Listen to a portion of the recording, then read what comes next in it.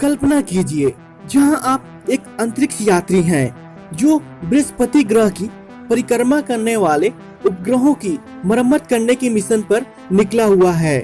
मरम्मत करने के दौरान आपके स्पेस सूट से बंधी रस्सी अंतरिक्ष यान से टकराकर अचानक टूट जाती है और आप जुपिटर के वातावरण में गिरने लगते हैं।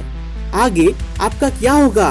क्या आप बच पाएंगे या आप इसके कक्षा में फंसकर इसका चक्कर लगाने लगेंगे? जुपिटर हमारे सौर मंडल का 5वां सबसे बड़ा ग्रह है जो ज्यादातर गैस है। जुपिटर एक गैसियस प्लैनेट होने के कारण काफी भयानक है।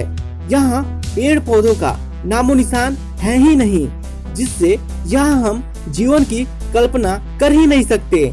लेकिन फिर भी हमें यह पृथ्वी पर जीवन के संदर्भ में एक महत्वपूर्ण भूमिका निभाता है, क्योंकि ऐसा कहा जाता है कि अगर जुपिटर न होता तो हमारे गैलेक्सी में घूम रहे बड़े बड़े एस्टेरॉइड्स पृथ्वी को कब का खत्म कर चुके होते हैं। जुपिटर का आकार और गुरुत्वाकर्षण इतना बड़ा और मजबूत है कि यह हमारी पृथ्वी की रक्षा इन बड़े बड़े एस्टेरॉइडों से कर पाता है। यह अपने मजबूत गुरुत्वाकर्षण से इन क्षुद्र ग्रहों को अपनी कक्षा में बांधे रखता है।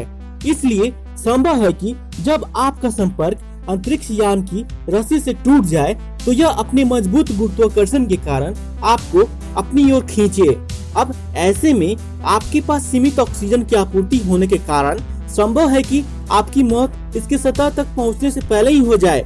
हालांकि अगर यह मान लिया जाए कि आपके पास पर्याप्त ऑक्सीजन की आपूर्ति है जो कभी खत्म नहीं होने वाली, ऐसे में संभव है कि जुपिटर का पहला लेयर आप पर ज्यादा प्रभाव न डाल सके, लेकिन यह आपकी गति को जरूर धीमा कर सकता है।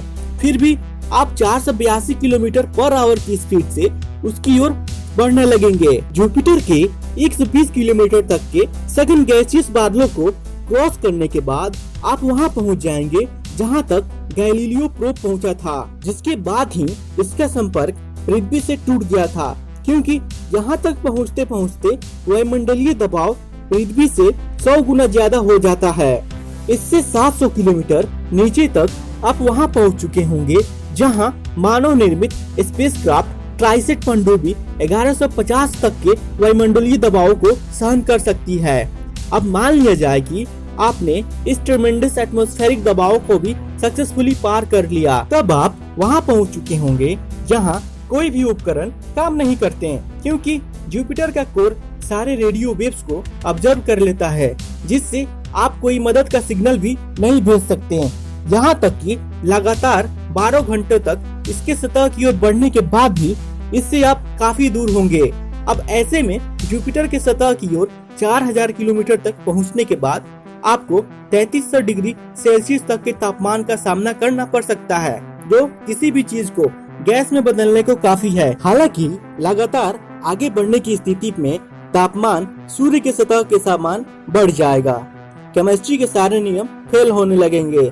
इस स्थिति में एक बायोंट प्रेशर जनरेट होगा जो आपको न नीचे आने देगा न ऊपर जाने देगा। अंत में बस इतना ही कहना चाहूंगा कि जुपिटर एक शानदार ग्रह है जो हमें कई प्रकार की समस्याओं से बचाता है। अगर यह न होता तो इसके एस्टेरॉइड्स कब का पृथ्वी को खत्म कर चुके होते। आप इस प्रकार के माइंड प्रोवोकिंग क्वेश्चंस के बारे में क्या सोचते हैं?